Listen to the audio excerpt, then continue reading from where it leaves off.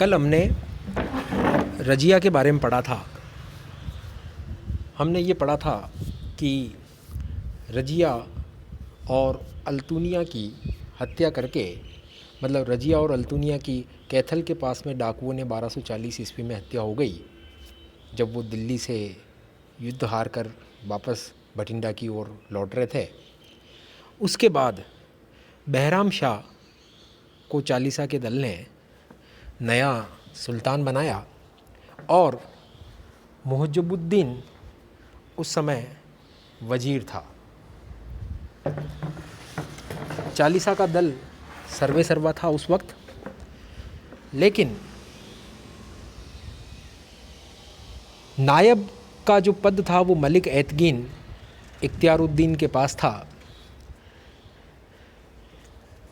तो स्थिति ये थी कि बहराम शाह सुल्तान था, मलिक ऐतगीन उसका नायब था, नायब ए ममलिकत, जो प्रशासनिक कार्यों की देखभाल करता था, और वजीर के पद पर मुहज्जबुद्दीन कार्यरत था। बहराम शाह सुल्तान के पद पर था, मगर जल्दी ही बहराम और उसके सरदारों के बीच मतभेद होने से चालीसा के दल ने बहराम शाह को सत्ता से हटाकर कैद कर लिया और उसके स्थान पर मसूद शाह को दिल्ली का नया सुल्तान 1242 ईस्वी में बना लिया। मसूद शाह के समय में प्रशासनिक फेरबदल और हुआ। अब ऐतगीन के बजाय कुतुबुद्दीन को नायब ममलिकत का पद दिया गया और वजीर के पद पर अबू बकर को बैठाया गया चालीसा के दल के द्वारा। तो चालीसा का दल अभी किंग मेकर के रूप में अपनी भूमिका निभा रहा था। मसूद शाह को गद्दी पर बैठाने में बलबन की बड़ी महत्वपूर्ण भूमिका थी और मसूद शाह के समय से ही बलबन का शासन में दखल बढ़ने लगा। 1246 ईस्वी में बलबन ने मसूद शाह के स्थान पर नासिरुद्दीन महमूद शाह को सुल्तान बना दिया और बलबन जो था वो नासिरुद्दीन महमूद का प्रधानमंत्री बन गया। नासिरुद्दीन महमूद शाह 1246 ईस्वी से लेकर 1266 ईस्वी तक दिल्ली का सुल्तान रहा।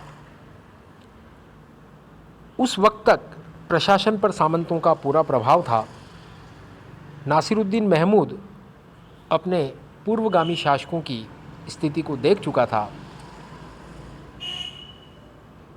वो ये अनुभव कर चुका था कि पिछले 10 वर्षों में 4 शासक दिल्ली की गद्दी पर चालीसा के दल के द्वारा बैठाए जा चुके हैं और सभी का अंत अप्रिय ढंग से हुआ है।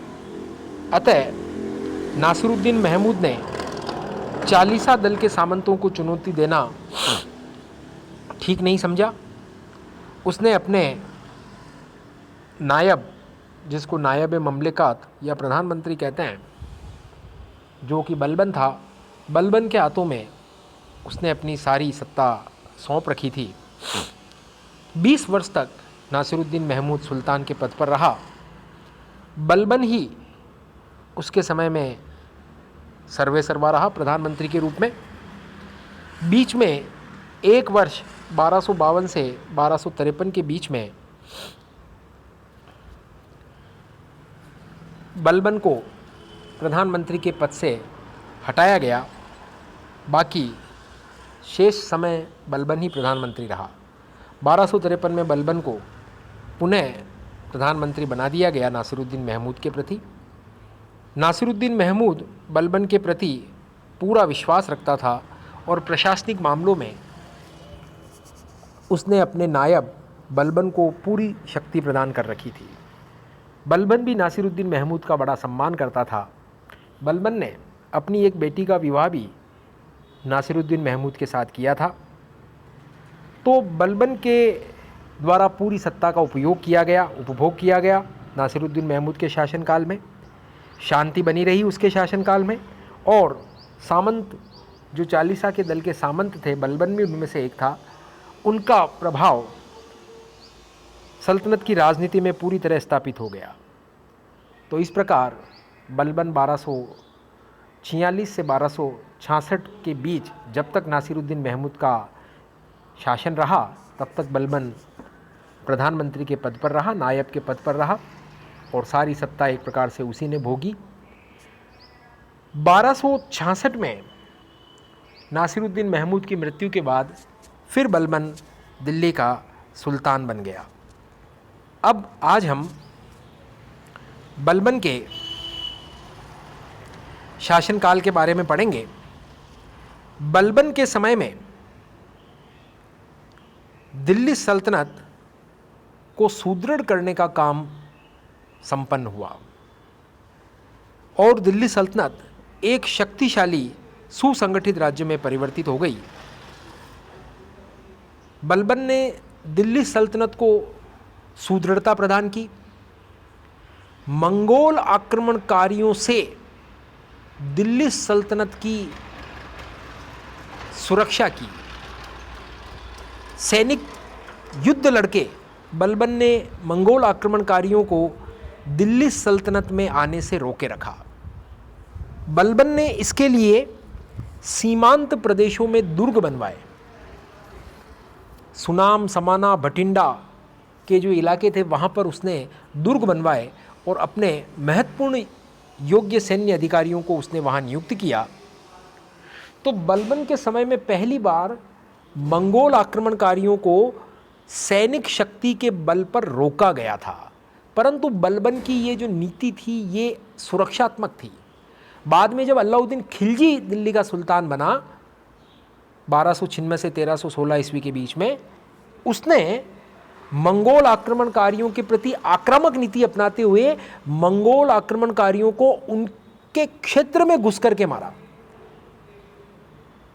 ये बड़ी इंपॉर्टेंट बात है कि एक तो मंगोल बलबन के समय में तो जो मंगोल आक्रमणकारी आते थे दिल्ली सल्तनत की सीमा में, उनको रोकने का काम बलबन की जो केंद्रीय सेना थी, केंद्रीय सैन्य विभाग जो बलबन ने बनाया था, दीवाने आरिज, वो सेना उसको रोकती थी।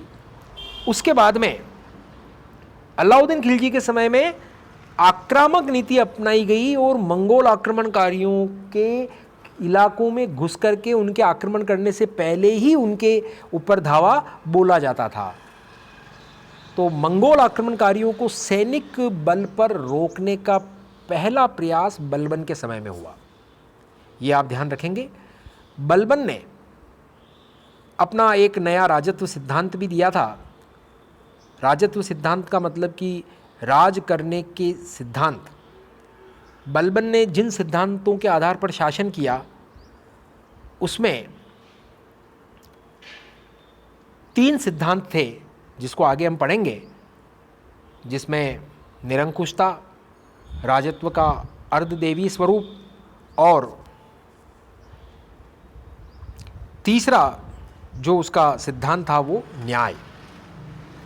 3 सिद्धांतों के आधार पर बलबन ने शासन किया, निरंकुशता, राजत्व का अर्धदेवी स्वरूप और न्याय, जिनसे बलबन ने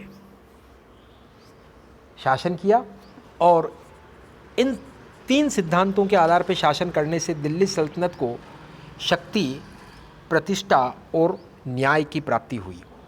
निरंकुशता से दिल्ली सल्तनत को शक्ति मिली, राजत्व के अर्धदेवी स्वरूप से राजत्व को प्रतिष्ठा मिली और न्यायशीलता से दिल्ली सल्तनत का न्यायिक राज्य स्थापित हुआ। ये सारी बातें हम पढ़ेंगे। अभी हम शुरुआत में केवल इतना पढ़ रहे हैं कि बलबन ने दिल्ली सल्तनत को सुदृढ़ बनाया, संगठित किया। मंगोल आक्रमणकारियों के प्रति उसने सैनिक शक्ति का प्रयोग करते हुए अपने इलाकों में मंगोलों को आगे बढ़ने से रोके रखा। बलबन का आरंभिक राजनीतिक जीवन देखें हम तो 1232 ईस्वी में बलबन इल्तुतमिश के दास के रूप में उसका राजनीतिक जीवन शुरू हुआ। इल्तुतमिश का दास था और अपनी योग्यता और प्रतिभा के कारण जल्दी ही पदोन्नति पाते हुए वो इल्तुतमिश के चालीसा के दल में जो उसके इल्तुतमिश के विश्वास पात्र 40 दास थे, उनमें से एक बलबन भी बन गया। नासिरुद्दीन महमूद के शासनकाल में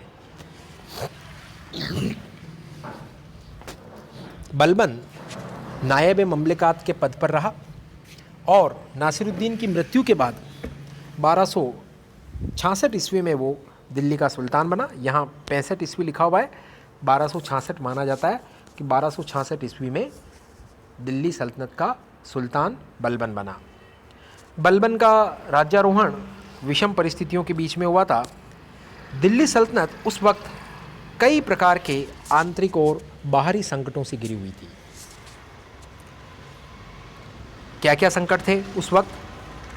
उत्तर पश्चिमी जो सीमा थी उस पर मंगोलों के आक्रमण तीव्र गति से हो रहे थे और मंगोल आक्रमणकारी पंजाब में व्यास नदी के तट तक अधिकार कर चुके थे।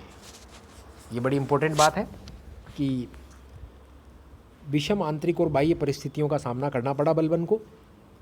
उत्तर पश्चिमी सीमांत पर मंगोलों के आक्रमण बहुत तेज गति से हो रहे थे। मंगोल सेनाएं व्यास नदी के तट तक कब्जा कर चुकी थी।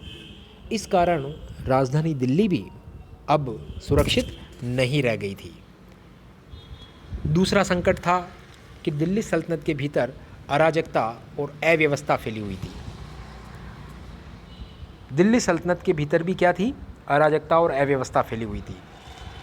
इल्तुतमिश के जो 2 उत्तराधिकारी थे बाद में हुए, रजिया, बहराम शाह और मसूद शाह, उनके शासनकाल में सुल्तान के पद की शक्ति और प्रतिष्ठा काफ़ी गिर चुकी थी। चालीसा का दल बहुत हावी हो चुका था सुल्तान के सामने। सुल्तान के पद की जो प्रतिष्ठा होती है और जो शक्ति होती है वो ख़त्म हो चुकी थी इल्तुतमिश के उत्तराधिकारियों के काल में। चालीसा का दल बहुत पावरफुल हो गया था। बलबन स्वयं इल्तुतमिश के चालीसा के दल का एक मेंबर था। जिस प्रकार चालीसा के दल ने इल्तुतमिश के बाद रजिया का विरोध किया, फिर बहराम शाह को बैठाया, फिर मसूद शाह को बैठाया, फिर बलबन बैठ गया। बलबन के फिर मतलब नासिरुद्दीन महमूद को गद्दी पर बैठाया बलबन के द्वारा। बलबन स्वयं सत्ता का उपभोग करता था। नासिरुद्दीन महमूद जो सुल्तान था वो तो केवल नाम मात्र का था। तो हम देख सकते हैं कि इल्तुतमिश के बाद के 1236 ईस्वी से लेकर के 1266 ईस्वी के बीच में जो ये 30 वर्षों का कार्यकाल था, इसमें सुल्तान जितने भी हुए वो न तो शक्तिशाली रह पाए थे और न ही उनकी प्रतिष्ठा पहले जैसी रह पाई थी। तो बलबन जब सुल्तान बना तो उसके सामने एक बहुत बड़ी समस्या ये थी, चुनौती ये थी कि किस प्रकार सुल्तान की पद की गरिमा को फिर से स्थापित किया जाए, क्योंकि सामंत वर्ग उद्दंड और अनुशासनहीन हो गया था। सामान्य शासन ढीला हो गया था। कानून व्यवस्था की स्थिति बड़ी गंभीर हो गई थी। बलबन के गद्दी पर बैठते वक्त राजधानी दिल्ली की जो आम प्रजा थी वो लुटेरों से पीड़ित थी। राज्य के अन्य क्षेत्रों में यत्र तत्र विद्रोह उपद्रव हो रहे थे। इन सभी समस्याओं का समाधान तभी संभव था जब एक शक्तिशाली शासक दिल्ली की गद्दी पर बैठता, क्योंकि सुल्तान की कमजोरी अथवा शक्ति से ही प्रशासन की कार्यकुशलता जुड़ी हुई होती है। अगर सुल्तान शक्तिशाली है तो प्रशासन भी कार्यकुशल होगा। अगर सुल्तान कमज़ोर है तो प्रशासन भी कार्यकुशल नहीं हो सकता। बलबन ने यह महसूस किया कि सुल्तान के पद को चालीसा के दल के सामंतों से ऊंचा सिद्ध करना है और इन चालीसा के दल के जो ये सामंत हैं इनको कंट्रोल में भी रखना है, इनको इनकी हैसियत का एहसास भी कराना है, राज मुकुट की प्रतिष्ठा को उच्च स्तर पर स्थापित करना है। इसके लिए ज़रूरी था कि राजा के पद को अधिक प्रतिष्ठित बनाया जाए। अतः इसके लिए एक व्यवस्थित योजना की आवश्यकता थी।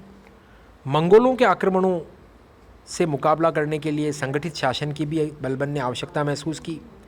इल्तुतमिश ने राजा के पद की केवल रूपरेखा खींची थी, लेकिन बलबन ने राजा को सर्वोच्च सत्ता और शक्ति प्रदान की। बलबन ने इन सारी समस्याओं का समाधान करने के लिए अपने शासन के कुछ सिद्धांत तय किए, जिन्हें बलबन का राजत्व सिद्धांत कहा जाता है। जैसा मैंने आपको पहले जिक्र किया कि ये बलबन का राजत्व सिद्धांत उसके शासन करने का मुख्य आधार रहा। बलबन ने अपना राजत्व सिद्धांत ईरान के सासानी शासकों से लिया।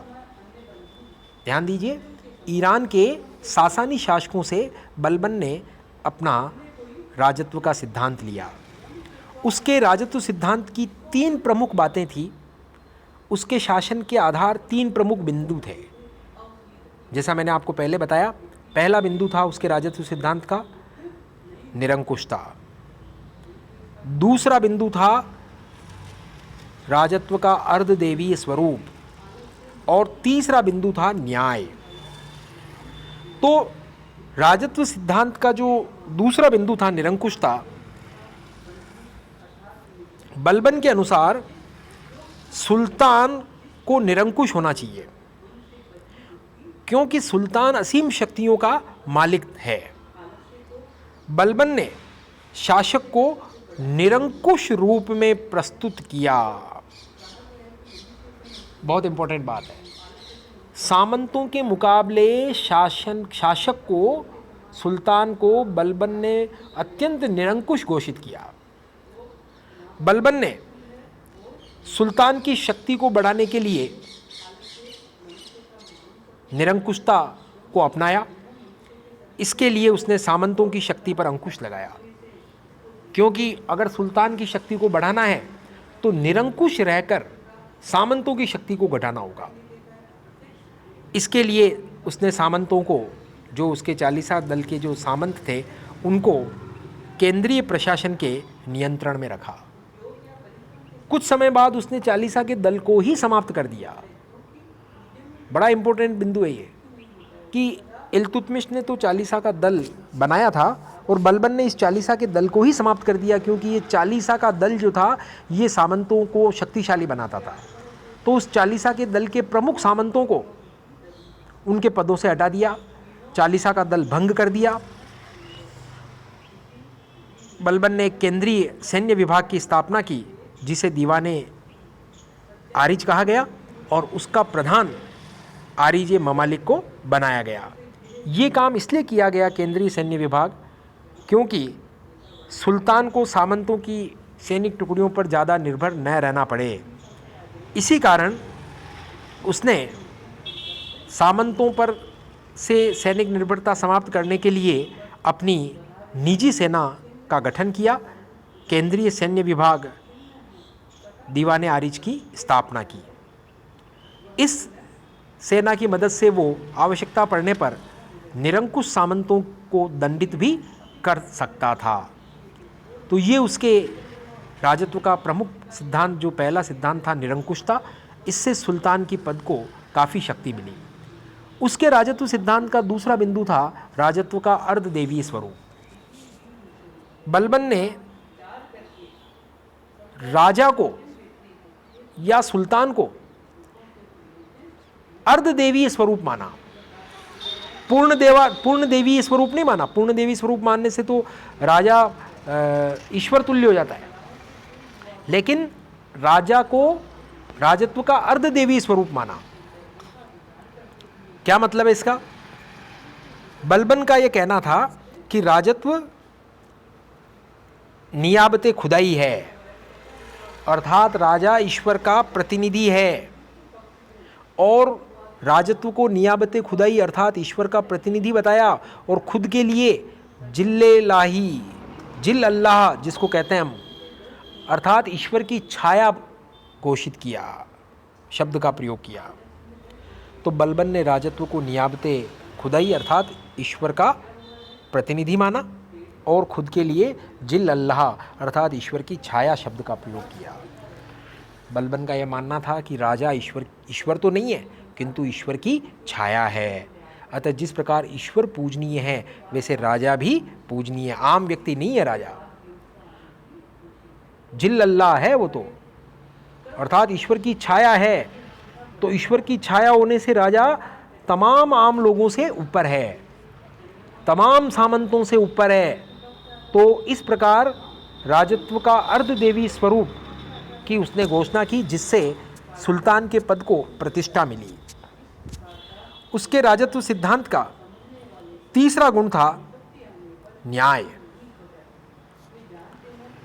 न्याय पर उसने अपना निष्पक्ष न्याय का बंदोबस्त किया। न्याय के मामले में उसके लिए सभी बराबर थे। यहाँ तक कि उसके बड़े बड़े सामंत भी यदि कोई अपराध करते तो उनको भी वैसा ही दंड मिलता जैसा आम व्यक्तियों को मिलना चाहिए था। उसने अपराध करने पर अपने बड़े बड़े सामंतों को भी कठोर दंड दिए। इससे एक तो जनता में ये मैसेज गया कि सुल्तान बहुत न्यायप्रिय है और उसके लिए आम जनता और सामंतों में कोई अंतर नहीं है। अगर अपराध कोई भी करेगा, भले सामंत भी करता हो, तो उसको भी वही दंड मिलेगा जो एक आम व्यक्ति को अपराध करने पर मिलता है। और दूसरा इससे फ़ायदा ये हुआ कि एक तो जनता में बलबन की जो छवि थी वो एक न्यायप्रिय सुल्तान के रूप में आई। दूसरा ये हुआ कि सामंतों को सुल्तान के सामने अपनी हीन स्थिति का बोध हो गया। सामंतों को ये संदेश चला गया कि सामंत सामंत ही है, वो सुल्तान की बराबरी नहीं कर सकते। सुल्तान में ये पावर है कि वो चाहे तो सामंतों को दंडित कर सकता है और उच्च पद पर वास्तव में सुल्तान ही है। सुल्तान के पद की श्रेष्ठता को भी उसने सामंतों के सामने इस प्रकार न्याय के माध्यम से सिद्ध कर दिया। जैसे बलबन ने अवध के गवर्नर को कोड़े लगवाए। अवध के गवर्नर को उसने कोड़े लगवाए। बंदायू का जो गवर्नर था मलिक बकबक, उसको भी दंडित किया। अपराध करने पर अवध के गवर्नर को कोड़े लगवाए और बंदायू के गवर्नर मलिक बकबक को दंडित किया। अवध का गवर्नर था हेबात खां, उसको दंडित किया। बंदायू का गवर्नर था मलिक बकबक, उसको कोड़े लगवाए। तो इस प्रकार जनता के बीच न्याय के कारण, न्याय के प्रति इतना जागरूक होने के कारण बलबन की लोकप्रियता जनता के बीच बढ़ी और बलबन की न्यायशीलता ने जनता को प्रभावित किया और सामंतों को दंडित किए जाने से सुल्तान की प्रतिष्ठा और सामंतों की हीन स्थिति की पुष्टि हुई। जनसाधारण पर भी ये बात स्पष्ट हो गई कि सत्ता का वास्तविक केंद्र सुल्तान है, न कि सामंत। बलबन ने चालीसा के दल के सामंतों का दमन कर दिया, जैसा मैंने आपको पहले बताया, क्योंकि पिछले 30 वर्षों के शासनकाल में यही चालीसा का दल राजनीतिक अस्थिरता के लिए उत्तरदायी था। जबकि बलबन खुद भी चालीसा के दल का इल्तुतमिश के समय में सदस्य रह चुका था, लेकिन सुल्तान बनने के बाद में बलबन ने चालीसा के दल को समाप्त कर दिया। बलबन ने जिन जिन सामंतों का संबंध चालीसा के दल से था उनको महत्वपूर्ण पदों से हटा दिया। जो सामंत अधिक शक्तिशाली थे उनकी हत्या कर दी। जैसे शेर खां एक शक्तिशाली सामंत था, बलबन की अवहेलना करने पर बलबन ने उसे मृत्युदंड दे दिया। इस प्रकार बलबन ने पुराने सामंतों को निशक्त बना दिया, जबकि नए सामंत उसी के द्वारा नियुक्त थे और पूर्ण रूप से उसी पर आश्रित थे। सामंतों पर नियंत्रण रखने के लिए बलबन सेना और गुप्तचर विभाग का पूरा उपयोग करता था और ये सेना और गुप्तचर विभाग का उपयोग अपनी निरंकुश शासन प्रणाली को सफल बनाने के लिए पूरी तरह से किया बलबन ने। वो सामंतों पर, सामंत लोग क्या बात कर रहे हैं, क्या कोई षड्यंत्र तो नहीं कर रहे हैं, तो इसकी जानकारी वो अपने गुप्तचरों से ले लेता था। सामंत अगर विद्रोह करने की स्थिति में है तो सेना का उपयोग करके, जो केंद्रीय सैन्य विभाग उसने बनाया था उसका उपयोग करके उन सामंतों को कठोर दंड दे देता था। तो कहने का मतलब सेना और गुप्तचर व्यवस्था का उपयोग बलबन ने अपनी निरंकुश शासन प्रणाली को सफल बनाने के लिए किया। तो ये बलबन का शासन का सिद्धांत था, राजत्व का सिद्धांत था। और बलबन के राजत्व सिद्धांत से दिल्ली सल्तनत को या सुल्तान के पद को शक्ति, प्रतिष्ठा और न्याय की प्राप्ति हुई। बलबन के राजत्व सिद्धांत के 3 बिंदु हमने पढ़े: निरंकुशता, राजत्व का अर्धदेवी स्वरूप और न्याय। इसके अलावा जब सुल्तान के पद की प्रतिष्ठा को बलबन ने स्थापित कर दिया तब बलबन ने आंतरिक विद्रोहों को कुचलने की ओर ध्यान केंद्रित किया। उस समय मेवाती डाकू, कटेहरी राजपूत और अमरोहा व बदायूं क्षेत्र के विद्रोही निरंतर विद्रोह कर रहे थे। मेवाती डाकू अलवर दिल्ली के आसपास अलवर के इलाके में थे, कटेहरी राजपूत अवध के इलाके में थे और अमरोहा व बदायूं क्षेत्र में भी विद्रोही विद्रोह कर रहे थे। तो सबसे पहले बलबन ने मेवातियों के उपद्रव को समाप्त करने का निश्चय किया। ये मेवाती डाकू दिल्ली राजधानी में घुसकर लूटपाट करने के लिए आने लग गए थे और मेवात क्षेत्र के घने जंगलों में उनका निवास था, अतः सुल्तान के सैनिकों की पहुंच से बाहर थे। लूटपाट करके वो घने जंगलों में भाग जाते थे। प्रधानमंत्री जब बलबन था तब भी उसने इनके विरुद्ध कार्रवाई की थी तब, लेकिन सफल नहीं हुआ था। सुल्तान बनने के बाद में उसने पहला अभियान मेवाती डाकुओं के विरुद्ध किया। जिस इलाके में मेवाती डाकू रहते थे उन इलाके के सारे जंगलों को घेर कर काट दिया गया, उनके गांवों को नष्ट कर दिया गया और सभी वयस्क पुरुषों को मार डाला गया। मेवाती डाकुओं की बच्चों और स्त्रियों को गुलाम बनाकर बेच दिया गया और मेवाती डाकुओं के रिहायशी इलाकों में सैनिक छावनियां कायम कर दी ताकि फिर कोई भविष्य में उपद्रव ना हो सके। तो सबसे पहला उसने मेवाती डाकुओं के विद्रोह का दमन किया। इसके बाद कटेहरी राजपूतों के विद्रोह जो अवध के इलाके में हो रहे थे उनको ख़त्म करने के लिए अवध के इलाकों को कई सैनिक क्षेत्रों में उसने बांटा और प्रत्येक सैनिक अधिकारी को अपने इलाके में घने जंगलों को काटने का आदेश दिया ताकि उनमें छिपे विद्रोहियों का आसानी से दमन हो सके। तो जंगलों में छिपे कटेहरी राजपूती विद्रोहियों को वध किया, उनके केंद्र नष्ट किए। उसके बाद अमरोहा और बदायूं क्षेत्र के विद्रोहियों का भी उसने दमन किया। बलबन ने सारे विद्रोहियों को कठोर दंड देने की नीति अपनाई। कुछ इतिहासकारों ने इस नीति को लौह एवं रक्त की नीति का नाम दिया है।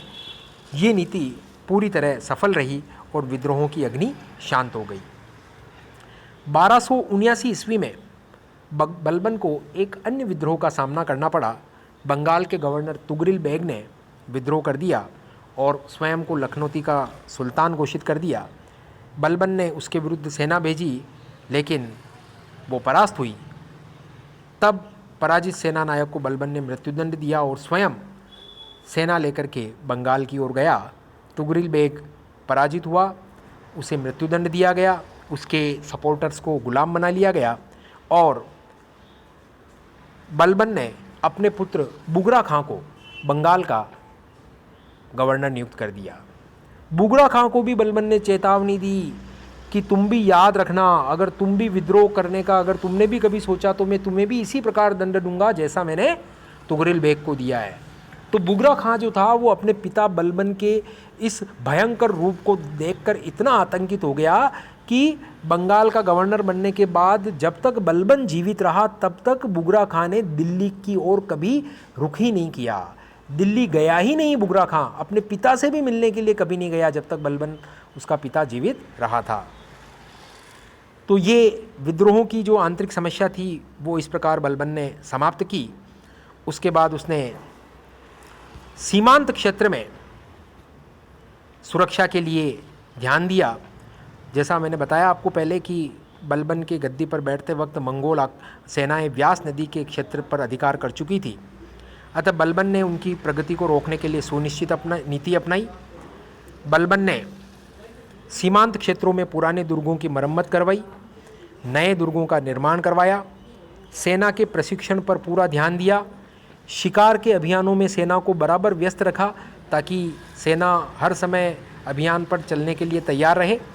उसने अपनी सेना की सबसे अच्छी टुकड़ियों को सीमांत क्षेत्रों में नियुक्त किया ताकि मंगोल आक्रमणकारियों का मुकाबला सीमांत क्षेत्र में ही किया जा सके, उन्हें सल्तनत में प्रवेश करने का अवसर ना मिले।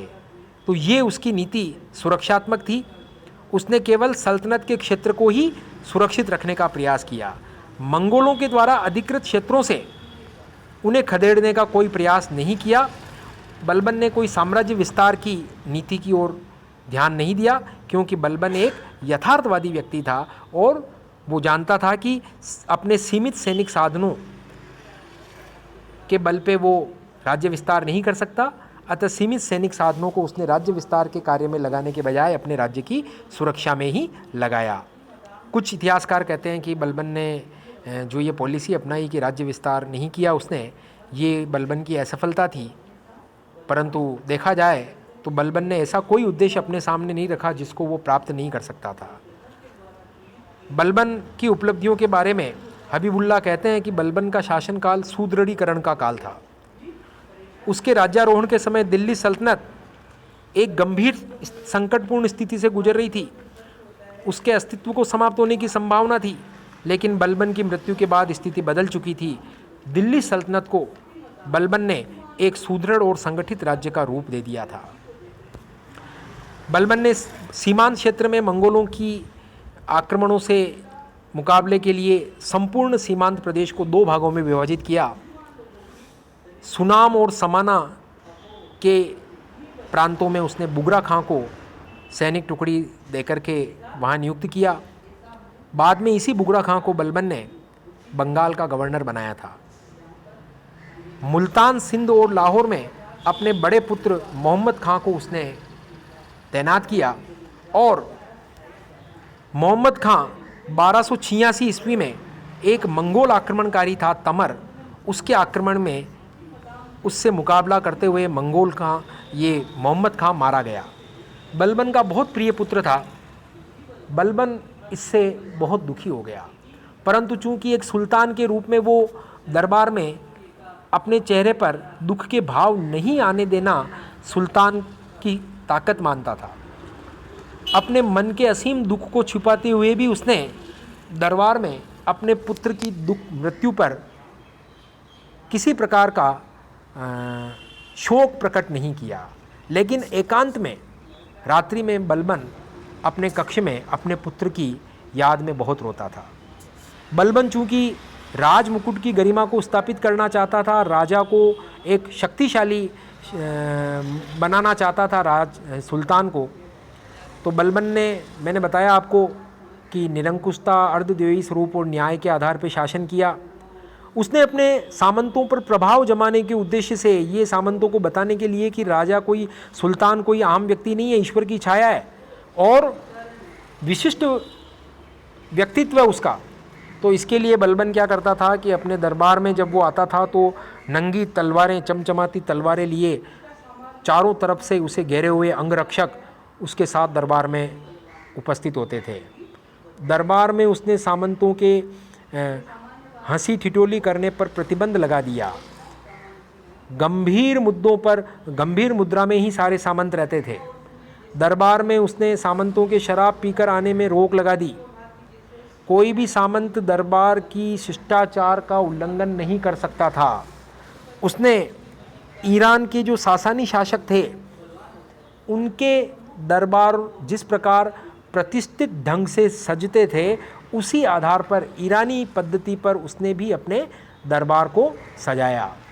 सामंतों के मन में ये खौफ बैठ गया कि सुल्तान सर्वे सर्वा है और किसी भी दंड दे सकता है। जैसा मैंने आपको बताया था कि बंदायूं के गवर्नर मलिक बकबक को उसने जनता के सामने कोड़ों से पिटवाया। अवध के शासक हेबात खां को 500 कोड़े लगवाए। बाद में अवध का शासक अमीन खां को बंगाल के तुगरिल बेग से पराजित होने पर अयोध्या के फाटक पर लटकवा दिया। तो दरबारी शिष्टाचार और निरंकुशता और न्याय, इस पर उसने बहुत ज़्यादा बल दिया। तो बलबन की जब मृत्यु हुई तो दिल्ली सल्तनत एक सुदृढ़ और संगठित राज्य का रूप धारण कर चुकी थी। बलबन का अंतिम उद्देश्य अपने वंश को सुदृढ़ करना था। वह उत्तराधिकार की परंपरा शुरू करना चाहता था, आनुवांशिक उत्तराधिकार की, परंतु असफल रहा और 1287 में उसकी मृत्यु के 3 साल बाद ही 1290 में बलबन के वंश का अंत हो गया और खिलजी वंश ने सत्ता प्राप्त कर ली। अतः निष्कर्ष रूप में ये कहा जा सकता है कि बलबन ने दिल्ली सल्तनत को सुदृढ़ता प्रदान करने में पूरी सफलता प्राप्त की, लेकिन अपने वंश को वो सुदृढ़ता प्रदान नहीं करवा सका। बलबन की व्यवस्था चूंकि उसके अपने व्यक्तित्व पर ही आधारित थी, अतः जैसे ही बलबन का देहांत हुआ, उसके जैसे शक्तिशाली व्यक्तित्व कोई सुल्तान बना नहीं और बलबन द्वारा स्थापित व्यवस्था जो वंशानुगत उत्तराधिकार की व्यवस्था बलबन स्थापित करना चाहता था वो कायम नहीं रह सकी। बलबन ने सुल्तान की सत्ता को सर्वोपरि बनाने के प्रयास में सामंत वर्ग को निशक्त बनाए रखा और ये कमज़ोर सामंत वर्ग अब सुल्तान की छत्र छाया से बाहर रहकर कुछ भी करने में सक्षम नहीं था। अतः केकुबाद और क्यूमर्स जैसे बलबन के उत्तराधिकारी जो अयोग्य थे, उन शासकों के अधीन राज व्यवस्था बिखरने लगी, क्योंकि अब ऐसी स्थिति में सामंत भी ज़्यादा योग्य नहीं थे, क्योंकि बलबन ने सामंतों को कमज़ोर ही बनाकर रखा था। तो ऐसी स्थिति में खिलजी सामंतों का प्रभाव बढ़ा और इल्बरी सामंत जिसको बलबन ने अपने कंट्रोल में रखा था, तो इल्बरी सामंतों की वृद्धि शक्ति घटने लगी। यही कारण था कि बलबन की मृत्यु के बाद केवल उसके वंश का ही नहीं अपितु इल्बरी शासक वर्ग के प्रभुत्व का भी अंत हो गया। तो यहाँ पर हमारा बलबन का टॉपिक कंप्लीट होता है। तो बलबन का राजत्व सिद्धांत, निरंकुशता, राजत्व का अर्धदेवी स्वरूप और न्याय, ये एग्ज़ाम में पूछा जाता है। बलबन की कठिनाइयाँ, जिसमें आंतरिक विद्रोह, मंगोल आक्रमणकारियों के आक्रमण और सामंत वर्ग को कंट्रोल में करना, ये उसकी आंतरिक और सारी मुख्य समस्याएं थी जिसका बलबन ने सफलतापूर्वक सामना किया। तो यहाँ पर अपना ये टॉपिक कंप्लीट होता है। धन्यवाद।